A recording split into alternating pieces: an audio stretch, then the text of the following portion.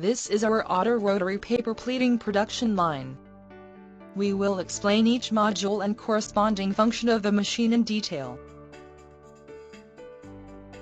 That's the filter paper material rack, and this is the cutting part. You can cut one or two parts of the filter paper here.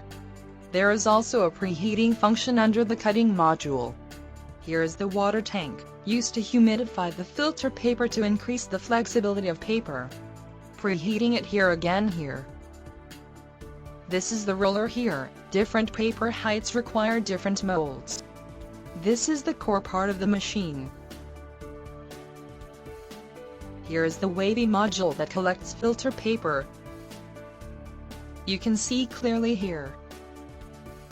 The smooth filter paper turns into a wavy shape after passing here.